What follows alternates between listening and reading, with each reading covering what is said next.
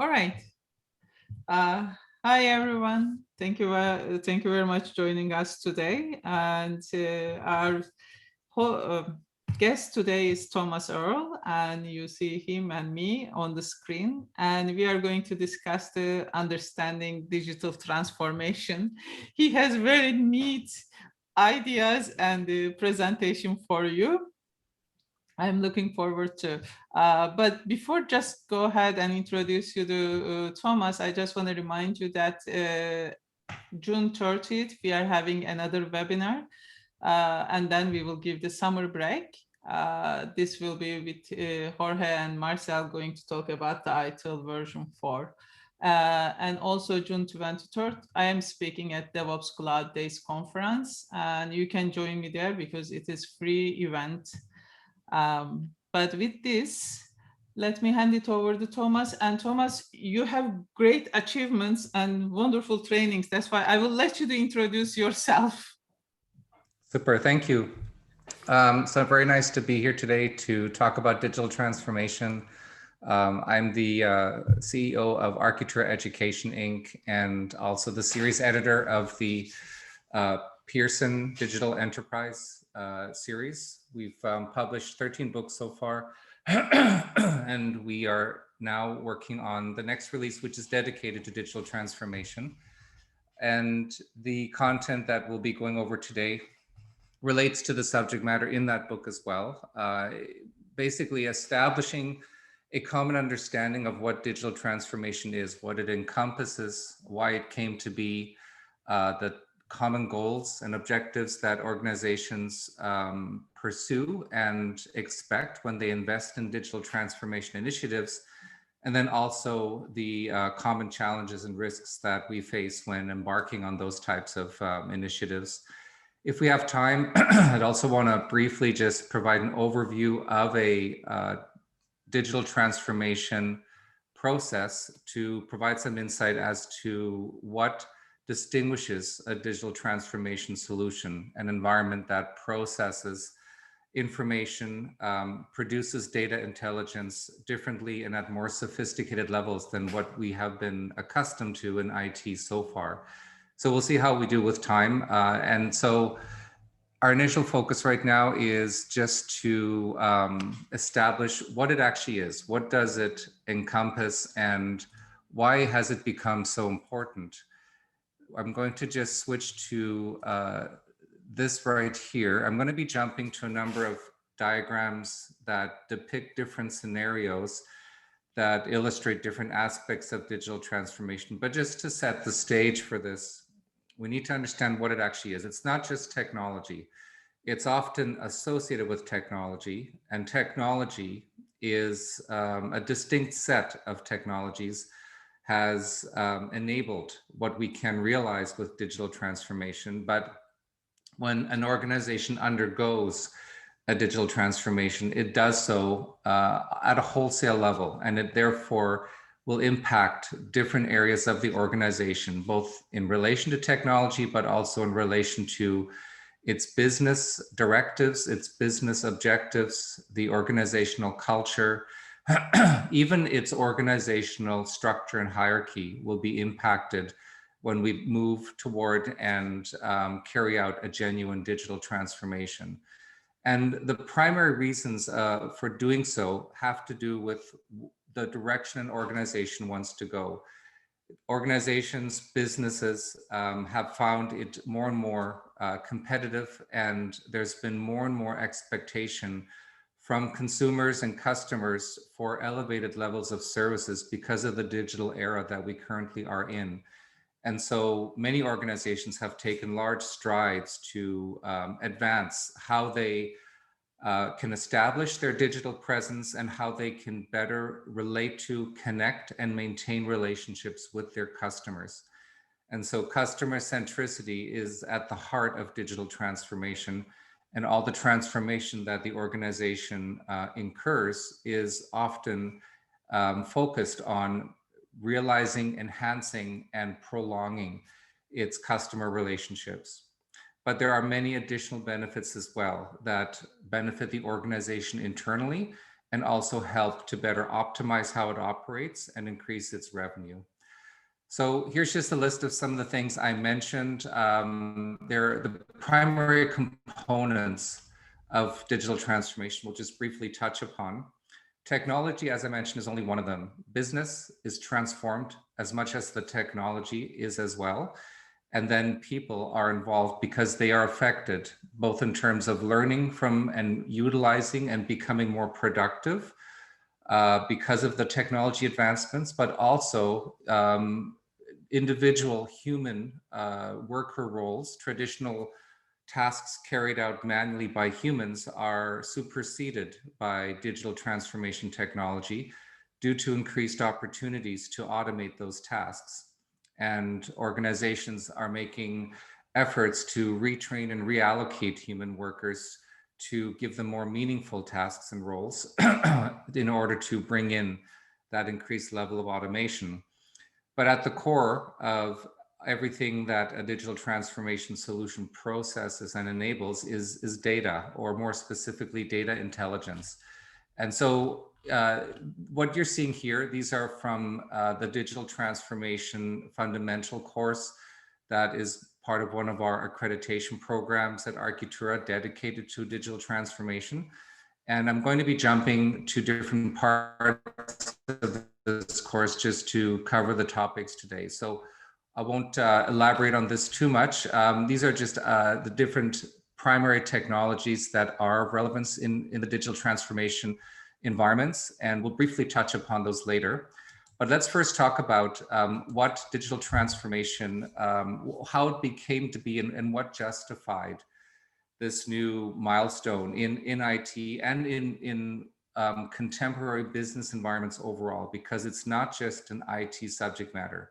IT is the enabler, but it is very much a business and organizational cultural topic that needs to be understood at those levels.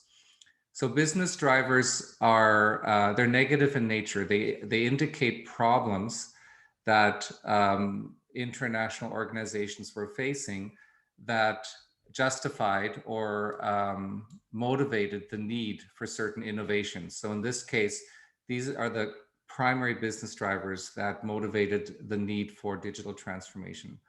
Organizations losing touch with customer communities. So organizations often have become complacent with regards to how they relate to customers, while customers, users, people internationally have become more sophisticated digitally and have had raised expectations with regards to how digital customer service should be carried out. So organizations that have not been keeping up with that have found themselves losing ground in their markets, and therefore realize that steps need to be taken in order to regain that ground. So the loss of customers, the loss of market share to other organizations that have already progressed has been a primary motivator. But also there are organizations that that operate within markets that are very stale, they're very fixed. There are, for example, several online shopping markets. They're very predictable now. The customer experience is predictable from one vendor to another. The product selection is very comparable. There's very little to distinguish these organizations because they've become so prominent in those markets, and they coexist among others that are also prominent. And so customers themselves don't get an enhanced experience. And this level of passiveness has opened up the door for organizations that want to take a step out of that and further dominate a marketplace to turn to digital transformation in order to gain ground on that. So many organizations feel themselves locked into this, but organizations can move ahead, businesses can move ahead, take steps to actually overcome that and better distinguish themselves in those types of marketplaces. The inability to change. So other markets are more volatile. There are Organizations, as I just mentioned, that take a step, they progress, they introduce new products, they have better prices, they introduce other enhancements to improve the customer experience, and then their competitors are left behind. And so in order to stay at pace with what competitors are doing, or in order to overtake them, organizations need to look for digital transformation, because often those that don't yet transform the way they do business, or those that are doing it late, find themselves having to scramble in order to keep up, because by the time they realize that, they're already losing market share. So cold customer relationships are at the root of many issues. As I mentioned before, the complacency with different organizations as they relate to customers. And by the way, when I say customers, they're not just business customers. We classify those that interact with public organizations, government organizations, as customers as well. However you interact with the people that you serve, whether it's for profit or whether it's for service, we classify as a customer. And so how there are common environments and scenarios now where there is just a distant relationship that organizations have formed with their customers based on how they've established their business processes, and that allows competitors and others to get ahead, and that's often something very difficult to change, because many organizations, many business processes may be specifically designed to support this level of distant customer relation, and changing that requires significant change behind the scenes. Behind the scenes are also how we automate what we do, and that relates to how we operate as a business and the expense, overhead, and time that we associate with carrying out different tasks, but it also relates to how we serve our customers. So many organizations are still incorporating manual tasks, menial tasks carried out by humans that are no longer necessary to be manual. There is technology now that can automate those tasks, can carry out activities such as data entry, file sharing, routing, online searching, and data collection, tasks for which humans can do so much more than these simple tasks. And so with those technologies, we can better automate those types of tasks, improve our internal operations, and improve our responsiveness and the quality of service that we provide customers. And so that is a core part of digital transformation, and incorporating that within the organization. Again, it's impactful because it means changing how we have been carrying out our operations internally, possibly for years or decades. Decision making. So we have the simple decisions are often still made by humans. Complex decisions, of course, are also made by humans. Both of those types of decisions now, with enhanced technology, primarily artificial intelligence and neural networks, can be deferred to systems. So there are many decisions that can be made that are part of business processes and that are often inhibitors of those business processes, and that they take time, they take they take effort, they take a human to review data printed or on a screen, and often based on what we already know as background information, as input for those decisions can be deferred to AI systems that can make them instantly. And so AI systems and machine learning systems, they learn from data, they develop the ability to process data and produce data intelligence very effectively. But AI systems in particular can take that a step further and carry out decisions based on that data intelligence, and do so not only instantly, but also many times with greater accuracy and greater success than some humans can do. So digital transformation does not require us to introduce automated decision-making, but it does open the door for that. Not all decisions should be made by AI systems, but many can safely be made by AI systems. And so inefficient decision-making is therefore one of the reasons that we're looking toward this. Here's how we depict digital transformation solution. And so now we've moved over to technology drivers. So I'll just quickly cover this to highlight how key technologies have enabled some of the goals and benefits that we'll be discussing shortly thereafter. Enhanced data collection. So we have the ability now to collect data from different sources, disparate data, data that's very different, data that comes from different providers, that is in different formats. We have the technology to collect all that, bring it in-house, consolidate it, process it, store it, and produce what we refer to as data intelligence from it, which means extract meaningful information from it. So the ability to collect diverse data is something that's really at the heart of digital transformation and has made a lot of its benefits possible. And the reason for that is contemporary data science. So we have technologies such as, they're listed down here, such as big data, machine learning, and artificial intelligence that do exactly what I just described, that process different kinds of data and allow us to extract meaningful results. And in the case of AI, also allow us to defer decision-making. Here we have a scenario that provides a quick glimpse into what I was describing, whereby the digital transformation system collects medical records of patients with different types of medical conditions. Using a machine learning system, in this case, the data analyst can produce analysis results that indicate patterns of symptoms and that are then provided to doctors who are able to notify patients that they may be at risk of developing certain diseases because of those symptom patterns they've had at the past.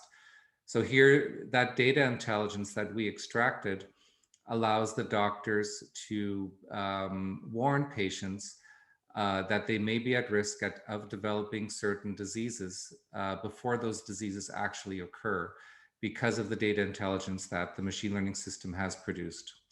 And so it's very much worth noting that these systems are extremely sophisticated and can process highly complex data and can produce simple data intelligence that results from highly complex data input. So they can take data that factors in hundreds of different symptoms and characteristics and history from different patients, reference that across a library of medical data and information, and then produce this type of data intelligence. So behind the scenes, what's happening is very process intensive and very complex based on different algorithms and different techniques.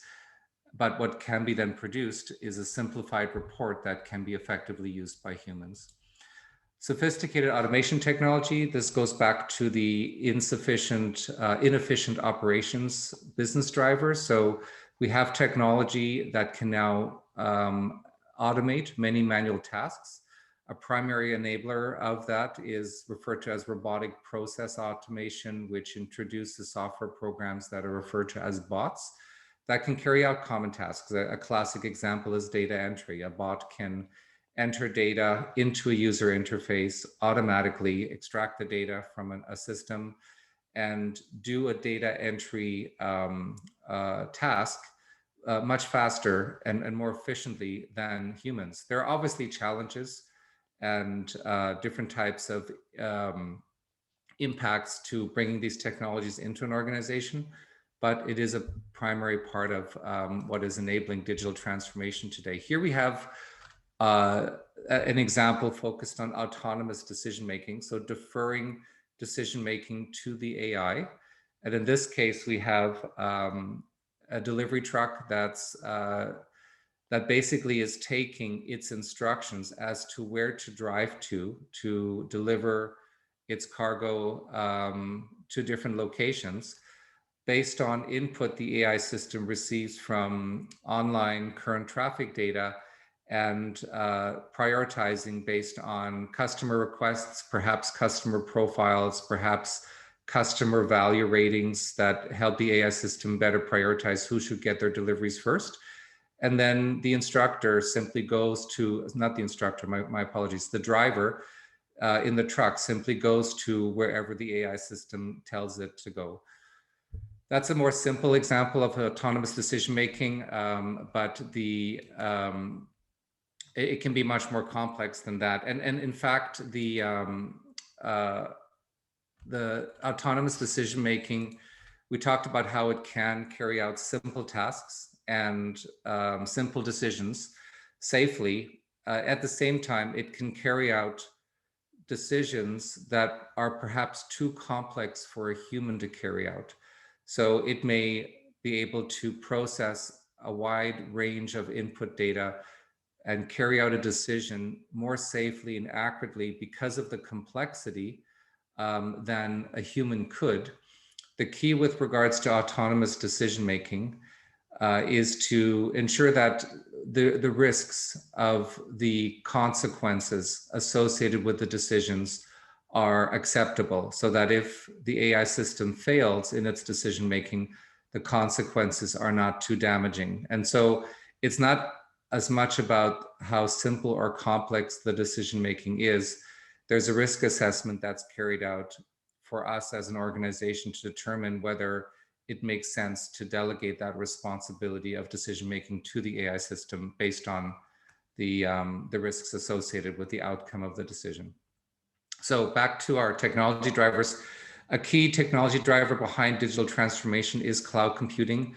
The ability for us to centralize IT resources and to leverage that and to outsource data processing and other processor or compute intensive parts of our automation requirements, and to also leverage the scalability and reliability of cloud environments for many organizations is essential so that they can have sophisticated digital transformation solutions that can scale, that are reliable, that have redundancy built into them, and perhaps have their data centers externally managed as well, because data is such a big part of these environments. We accumulate so much more data than we used to with digital transformation solutions. So having that data managed by an outside professional data center sometimes makes sense. Other times it doesn't. Other times we cannot.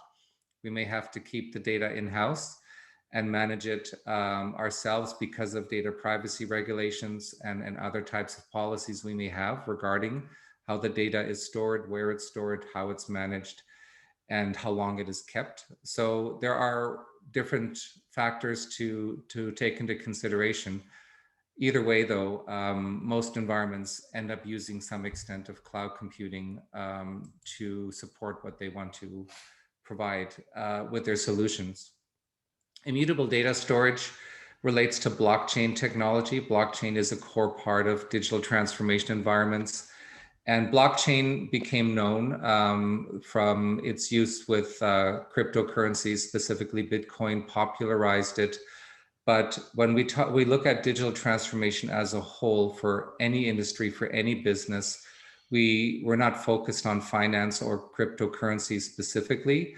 We look at the underlying technology architecture of blockchain and how it provides us with the opportunity to establish a transparent means of processing and storing records, private sensitive data we want to store for auditing purposes, transactions.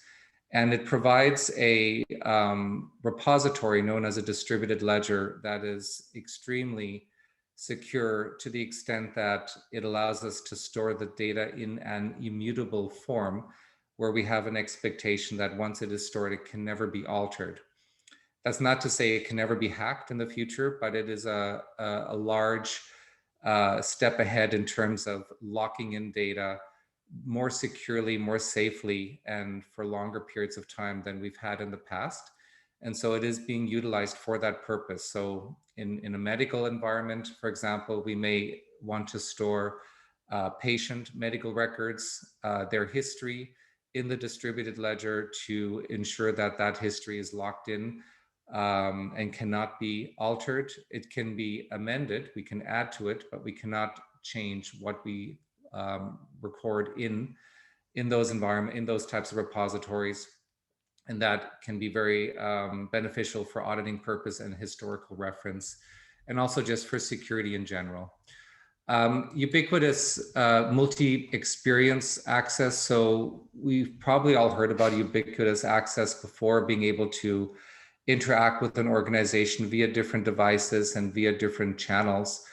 With digital transformation, we take that a step further and add more channels and more interaction options to that capability, so that it's not just about whether we walk into a store in person, interact with a store online. It's now about voice interaction, interaction with wearable electronics, smart TVs, and so on. And with digital transformation, it's not just about our ability to interact, it's about the organization's ability to capture where we left off in one interaction and allow us as customers to resume our activity with the organization when we interact with the organization via a different channel. So if we start an online order with our laptop, and then we assemble a bunch of items we want to purchase, and then we want to think about it, and the next day we access the online store with our smartphone or smartwatch, issue the order, and then perhaps use Alexa or Siri to indicate to the organization that we now want to add something to that order or change our shipping options. And then we want to be able to walk into the store and talk to a clerk to basically cancel part of the order and add something else. The organization has the responsibility of maintaining the state of the order through all those channels. And that's what this is primarily focused on. So let's get to the goals and benefits to really understand why organizations are investing in this, what the expectation of this is, and why there is such a willingness to transform not just the technology, but the organizational structure, its approach to business, its philosophy to business, to displace human workers into new roles, and to even change its organizational hierarchy in support of digital transformation. So some of the items I just mentioned relate to an enhanced level of business alignment. A result, a requirement of digital transformation is to break down organizational silos that we've traditionally learned to live with, and to require those who previously worked in those silos to now collaborate in order to provide business process automation that can serve broader purposes. So here we have an environment, an organization that had 3 different products, and it required the customer to interact with 3 different systems or 3 different business processes when it wanted to work with those individual products or learn more about them or purchase them. So for example, a bank may have had a mortgage product, a loan product, a savings account product that it wanted to offer. The customer may have had to interact with different individuals, different online systems, may have had to create different accounts in order to acquire each one of those products. So 3 different customer journeys and 3 different corresponding organizational silos that were supporting that. In a digital transformation environment, we work toward customer centricity, not just to make the customer experience more improved. We also do so to better leverage what we have to offer for cross-marketing and increased revenue potential. So here we have the respective departments who served and administered those products come together to produce a consolidated, optimized business process. And then they are joined by another department that introduces yet a new product, a new innovation to what we already are offering. And the result is a optimized customer experience that cross leverages now 4 different products, allows the customer to explore the products, purchase them all as part of one single customer journey. I'm just looking at the time. I just want to make sure we have enough time to cover everything. So I'll just talk a bit more quickly to cover the rest of the items. Enhanced automation and productivity. We've already talked a bit about that, but it's not just related to RPA. There are many different ways that we can automate what a business does. Here are just some examples. It's not just about manual task automation. There are other technologies such as IoT, parts of cloud computing, and even the digitization of data, which we haven't touched upon, all help us with improving how we automate and improving how productive those that work for us can be by being enabled with those technologies. Here's more of an example with regards to data intelligence and decision making. So traditionally we had decision makers rely on reports generated by legacy systems. And when we use the term legacy here, we're just referring to pre-digital transformation systems. And so now with AI and other enhancements, we have the ability to defer decisions and provide enhanced reporting to human decision makers to make more intelligent decisions. Improve customer experience and confidence with some of the advancements we can make now with regards to how we operate and provide our business. We are doing so primarily to make the customer not just more positive about their experience with us, but to preserve the customer relationship. We move transaction value actions in our business processes to relationship value actions in order to design our systems so that they foster a long-term relationship with the customer, to enhance them, to turn them into VIPs for us, and to keep their loyalty over longer periods of time. Organizational agility. So as an organization undergoes different unexpected business change, so as it is exposed to new regulations, to new competitors, to other types of internal issues, management leaving, or perhaps a natural disaster, different types of things that may impact an organization that they were not prepared for, the increased business alignment we achieve and the increased flexibility we have with a lot of the automation that we put in place allows us to adapt to business change, in particular unexpected business change, with more agility, with more responsiveness, so that it does not have to be so impactful.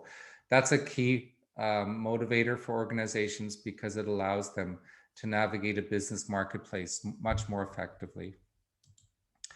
And so market growth. So the ability to increase market share is definitely a primary goal as well. It relates to how we establish better customer relationships, but of course it's also an overarching objective of private business to improve what they do to gain market share and make advancements in that regard. So organizations that adopt digital transformation, that carry out those initiatives, they have that expectation that transformation that they undergo will lead to their ability to surpass competitors and gain market share. So just quickly here, let's go over some of the common risks and challenges. Everything I've talked about so far sounds very positive and exciting, and there are many reasons to believe that it is, but there are also many reasons behind the failure of digital transformation. When we at Architura write courses and produce accreditation programs, we always do so in a very factual manner. We provide equal coverage of the benefits and the flaws and risks and challenges so that organizations, so that individuals can make educated decisions to what extent a certain innovation or practice should be adopted or whether it should be adopted at all. So data intelligence lies at the heart of digital transformation. And so that means that much of what we build around in these solutions, in terms of automation, in terms of decision making, and in terms of how we optimize our backend operations, all of that is driven by the data intelligence the underlying data science technologies produces. So that means that if the data intelligence quality is good, it will lead to success. Success can be expected because we're using good data and making intelligent decisions.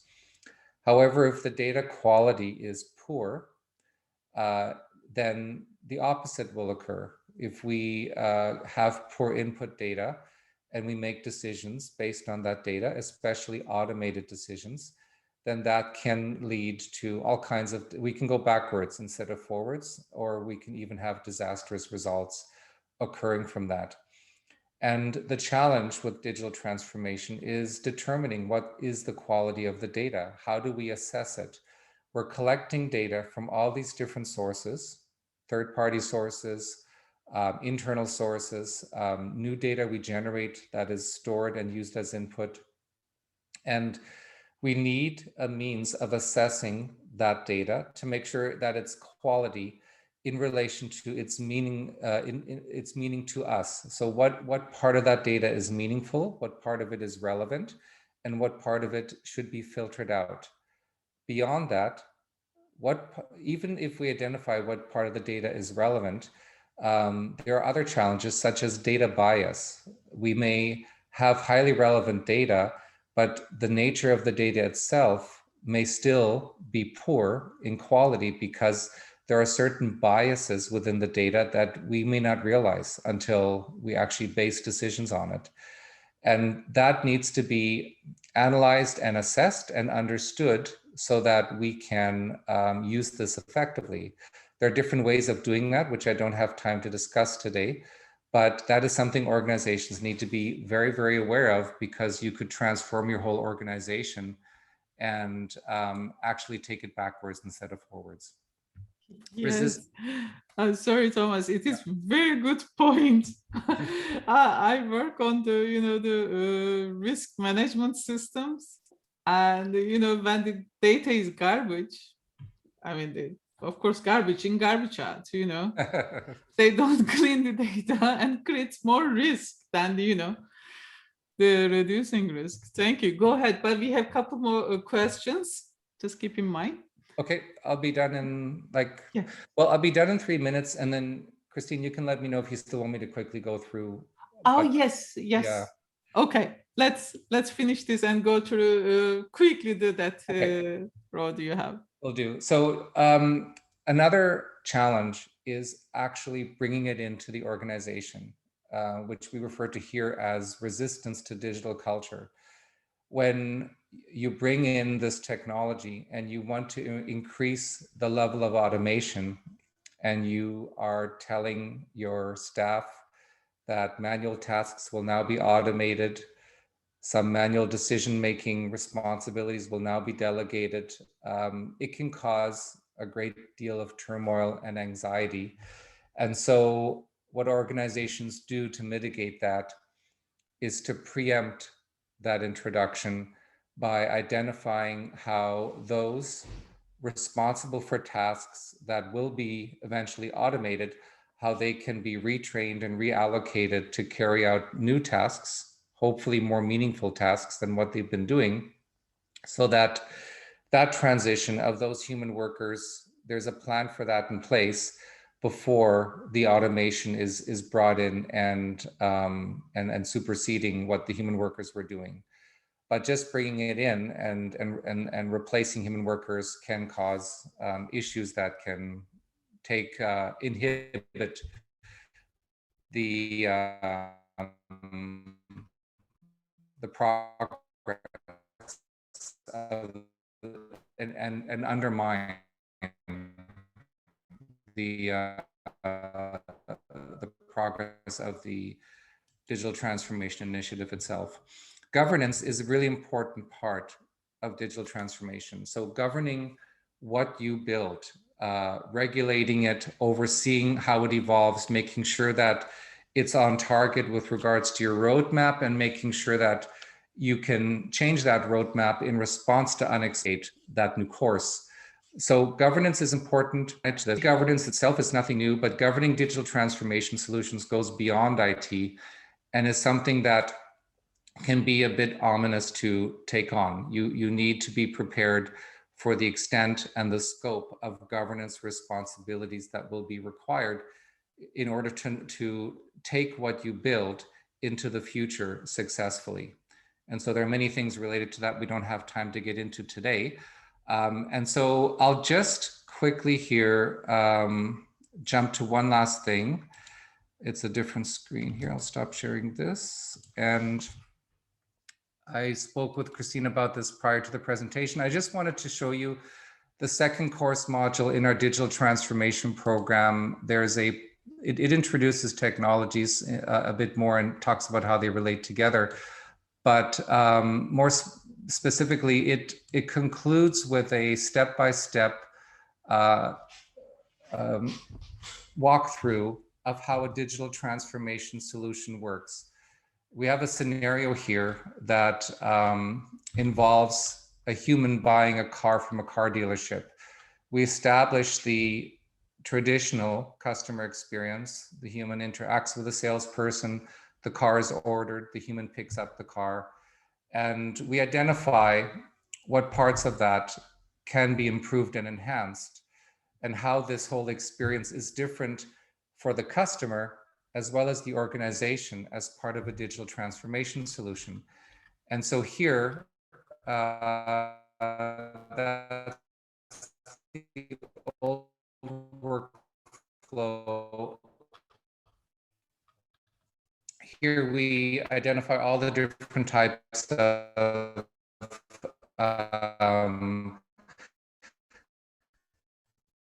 customer centricity terms that we use, the different types of data terms that are established, the different types of decision-making, data ingress, and automation of data. The customer journey is enhanced. We have a new workflow, which I won't show. We show the objectives. Behind that, we establish that we put in place under digital enhanced car purchasing business pro for backend that we put in place to enhance that and to introduce data intelligence into the customer experience in order to increase the success of the car purchasing experience, in order to increase the experience of the customer, enhance the experience of the customer, and in order to collect customer data to feed into our data intelligence that we will use for future decision-making purposes and to enhance future customer experiences. So I'll just for in 60 seconds run through this. I apologize if it's rushed, but we have the customer coming in, interacting with the dealership. These icons you see here on the bottom, they indicate which technologies are involved with each step of the way. And then we show behind the scenes what happens between the dealership, the customer, and the car manufacturer, and how data is processed, how data is provided to the salesperson, how data is collected and provided to the backend for self-learning and future data processing purposes. And so options are shown to the customer, which involves machine learning, providing different options, customizing those.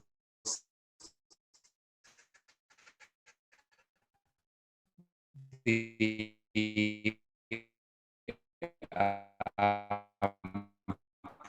price is shown. So on the back end, we use RPA to collect data from competitors, price to show this customer based on the leaves, and we follow customer profile that allows the customer to via ubiquitous multi-experience access, we entice the AI system determines based on the current marketplace, the customer returns, and then we have different information that's collected to set up the customer account.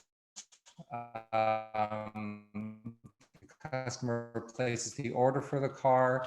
The AI system interacts with the car manufacturer about any delays or scheduling changes. the car is finally delivered to the customer. While it's being delivered, the customer can track it via IoT technology to better be engaged as part of the customer journey. The customer collects the car and is offered a free roadside assistance program that will also install a monitoring device in the customer's car, so that when the customer leaves, data is collected from how the customer uses the car, is processed on the back end, and then the dealership follows up with the customer to let them know when the car should be serviced, or when the system detects that certain parts of the car are nearing a point that they should be replaced. The customer returns to have the car serviced, and then over time, years later perhaps, when the AI system determines it's the right time to do so, the customer is contacted about trading in the car. There's a new model. It has these improvements, these benefits, and the customer is brought back to now purchase the new car, to customize it, and then going back here to step one, to start the process all over again, to start the customer journey all over again, trading in their car for a new car, and to repeat that cycle over time for a prolonged period to maintain a long-term customer relationship. And all the while, in addition to having accomplished that, we've been collecting data that allows us to improve our decision-making from that customer and all of our customers, to improve our data intelligence available to us and to our automated decision-making systems, so that they can learn from that and make better decisions in the future as we progress down our digital transformation journey. So that's where we should leave off, looking if there should be anything else you'd like to go over, Christine.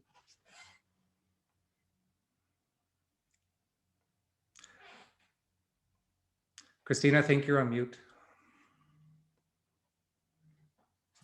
Yep, you're right. Thank you. Now I'm looking, where is the question? We received the question. Thank you very much. Yes, it was too fast and too much information, Thomas. I think we need to come back here, explain a little bit in more detail some of the concepts, especially robotic process automation, isn't it? My favorite one. Keep forgetting, yes.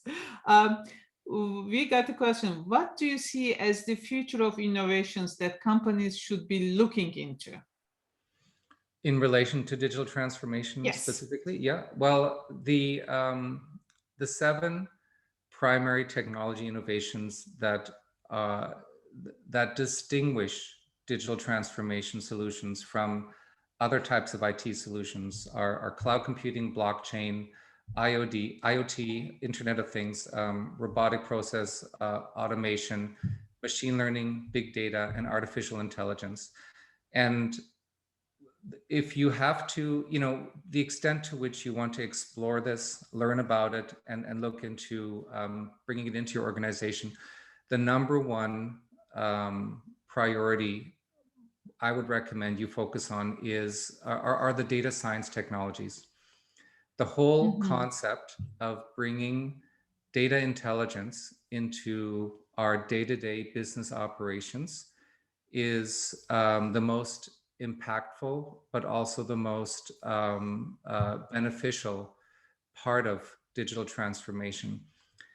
And something that we need to understand better in order for that to be successful. We can process data, we can collect data, but the extent, we've been able to do that for decades, but the extent to which that is happening now, it's you have to see the scope of this in order to truly appreciate it. It's processing terabytes of data that may be streaming into your organization on a regular basis and producing meaningful results from that. The compute power and the sophistication of these technologies to do that is extremely impressive, unprecedented based on how we've related to data historically. We have data, we put in databases, we create reports, we can do, and we have dashboards and KPIs and BI and data warehousing.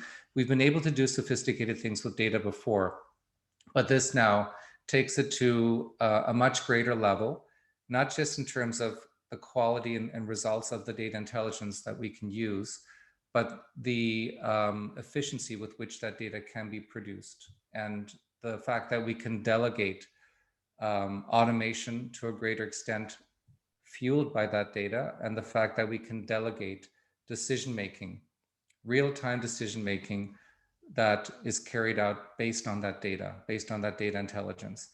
That is the number one thing that I would recommend that we learn more about and understand, because organizations are doing this right now. And so the sooner we understand that, the sooner we can figure out how to best position that within our business. Yeah. No, thank you. I think now you also answered the second question, because the question was, what are the best practices do you believe a company should follow and take into consideration? I think answer is the data.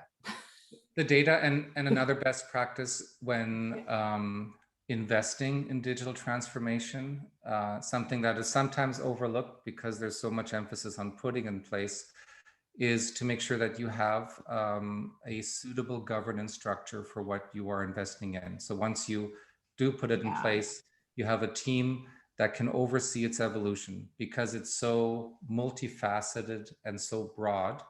It has all these different levels and different channels, and not just the governance of the data, but the governance of the automation and the progression of how we continue to build. Because one of the driving factors behind digital transformation is not just to do what we do now better, but to introduce innovation. Yes. It's to open doors for us to be disruptive in our marketplaces, in our communities, and impose ourselves with new products, new services, new ideas, enhanced abilities to impress the customers, to collect new customers, and to increase our presence in whatever marketplace or community we exist in. And in order to do that requires not just technology innovation, but business innovation. And so digital transformation is about realizing that business innovation just as much as it is about optimizing what we already do. Yeah, no, you're right. Thank you. Actually, the governance, ensuring they have the right processes in place, and so, because also key for the automation, if they don't have the right process, what they automate may not be the right way to do. This is great. Okay. And the last question, actually, I start to see a lot around as well. How do you measure if your digital transformation was successful? How do you, what, sorry? How do you measure if your decision, how do you measure? Right. Yeah, I mean, how do you know?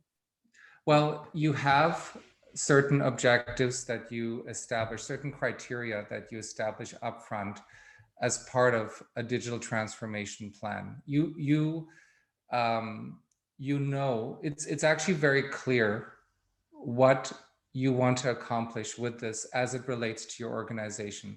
If you think back to that scenario that we showed, where you had the silos, the department silos, and you had those that worked in those silos collaborate to produce a new consolidated, enhanced customer journey that was cross-product, but also allowed a new product to be exposed to the customer.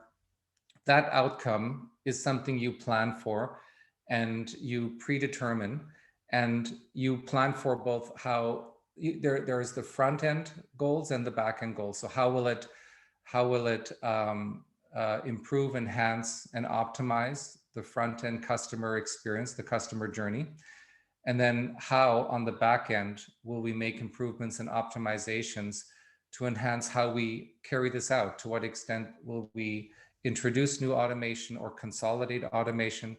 To what extent will we introduce automated decision making? And is it real time, or there are different types of automated decision making? So we lay out a plan, we have criteria, we have an architecture we establish for that, and it's pretty straightforward to measure what we build against that. What can be more challenging to measure with digital transformation is how we can or should progress that into the future, because what we're establishing is an environment that is capable of evolution. We expect it to evolve. We're not just creating a snapshot environment that can do things better now. We're creating an environment whereby we expect it to continue improving and enhancing what we do as time goes on. And how that is carried out and the extent to which we can be more successful with it will be directly related to the data intelligence we continue to receive and build upon in terms of making improvements, further fostering relationships with customers, further optimizing what we do on the back end. The data science systems have the ability to self-learn. So as they collect data over time, they can be trained and retrained to improve what they do by learning from past outcomes of what was done. So an AI system can make decisions, but can learn from the outcome of its decisions by us feeding it the outcome into its training data, and then can improve its future decision making based on what it learned of its success or failure from previous decisions. So over time, those improvements, that evolution, can take us in new directions. It's something we need to govern, and that's sometimes hard to predict. We may not know what direction that will lead us toward, so we have to govern it. We have to stay on top of that. An AI system, and going back to the risks and challenges, an AI system may make decisions successfully initially. It may fail.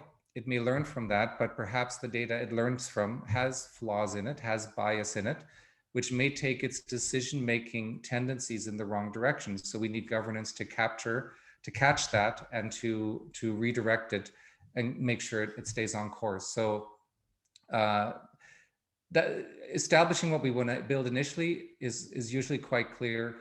Establishing where we want to take it, or what direction we can take it, and what's the best direction for us to take it, that can be the challenge. Yes. No, I can imagine, because according to some reports, digital transformations, majority, at least at their first try, either they are not failing, but they are going slower than that they expected. But this is great, but unfortunately it is 1 o'clock and our time, we are up, and I see that some people are already dropping out, and that's why, Thomas, thank you very much. For more information, folks, we will share the recording with all registered participants. That's why this information will flow, and we'll take it from there. But Thomas, thank you very much joining us today. It was great information. Thank you. My pleasure. Yes. We'll touch base again. Okay. Sounds Have a good. great day, everyone. Bye-bye. Thank you. Bye.